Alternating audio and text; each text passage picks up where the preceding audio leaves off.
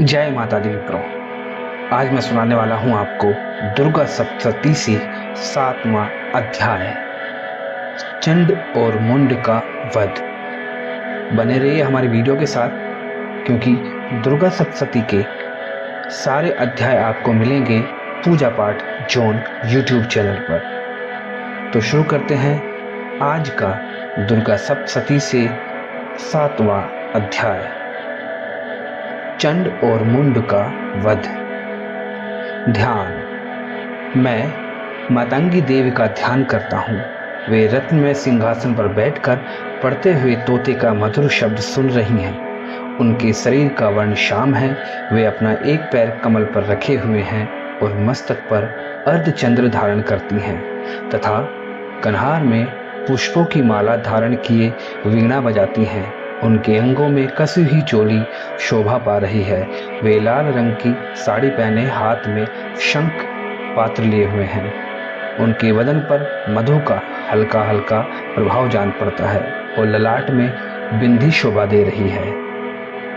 ऋषि कहते हैं, तदंतर शुंभ की आज्ञा पाकर वे चंड मुंड आदि दैत्य चतुरंगिनी सेना के साथ अस्त्र शस्त्रों से सुसज्जित होकर चल दिए। फिर गिरिराज हिमालय के स्वर्ण में ऊंचे शिखर पर पहुंचकर उन्होंने सिंह पर बैठी देवी को देखा। वे मंद मंद मुस्कुरा रही थीं। उन्हें देखकर दैत्य लोग तत्परता से पकड़ने का उद्योग करने लगे। किसी ने धनुष तान लिया, किसी ने तलवार संभाली और कुछ लोग देवी के पास आकर खड़े हो गए।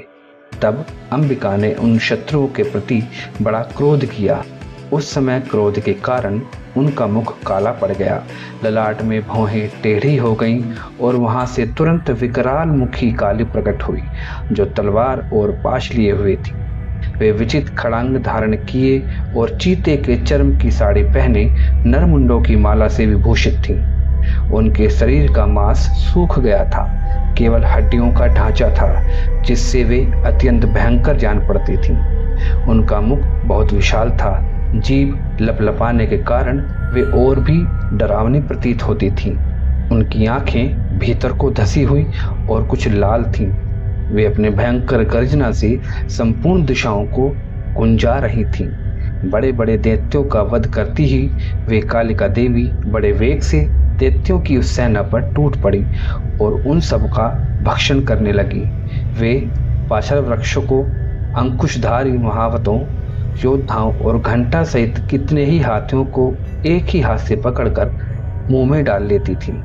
इस प्रकार घोड़े, रथ और सारथी के साथ रथी सैनिकों को मुंह में डालकर वे उन्हें बड़े भयानक रूप से चबा डालती थीं। किसी के बाल पकड़ लेती, किसी का गला दबा देती, किसी को पैरों से कुचल डालती और किसी को छाती के धक्के से गिराकर मार डालती थी। वे असुरों के छोड़े हुए बड़े बड़े अस्त्र शस्त्र मुंह से पकड़ लेती और रोष में भरकर उनको दांतों से पीस डालती थीं। काली ने बलवान एवं दुरात्मा दैत्यों की वह सारी सेना रौंद डाली, खा डाली और कितनों को मार भगाया। कोई तलवार के घाट उतारे गए, कोई खड़ग से पीटे गए और कितने ही असुर दांतों के अग्रभाग से कुचले जाकर मृत्यु को प्राप्त हुए। इस प्रकार देवी ने असुरों की उस सारी सेना को क्षण भर में मार गिराया। यह देख चंड उन अत्यंत भयानक कालिका देवी की ओर दौड़ा तथा महादैत्य मुंड ने भी अत्यंत भयंकर बाणों की वर्षा से तथा हजारों बार चलाए हुए चक्रों से उन भयानक नेत्रों वाली देवी को आच्छादित कर दिया। वे अनेकों चक्र देवी के मुख में समाते हुए ऐसे जान पड़े मानो सूर्य के बहुतेरे मंडल बादलों के उदर में प्रवेश कर रहे हों।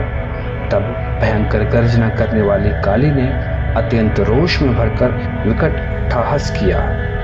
उस समय उनके विकराल वदन के भीतर कठिनता से देखे जा सकने वाले दांतों की प्रभा से वे अत्यंत उज्जवल दिखाई देती थीं। देवी ने बहुत बड़ी तलवार हाथ में ले हम का उच्चारण करके चंड पर धावा किया और उसके केश पकड़कर उसी तलवार से उसका मस्तक काट डाला।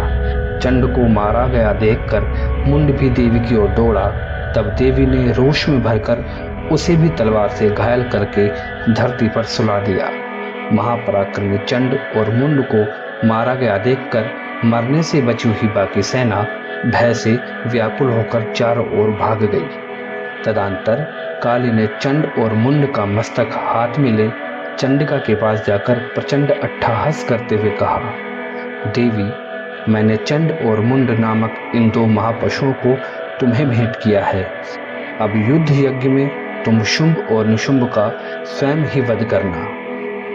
ऋषि कहते हैं, वहां लाए हुए उन चंड मुंड नामक महादैत्यों को देखकर कल्याणमयी चंडी ने काली से मधुर वाणी में कहा, देवी, तुम चंड और मुंड को लेकर मेरे पास आई हो, इसलिए संसार में चामुंडा के नाम से तुम्हारी ख्याति होगी।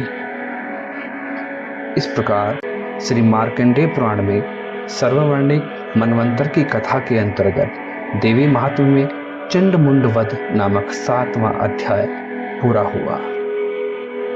जय माता दी।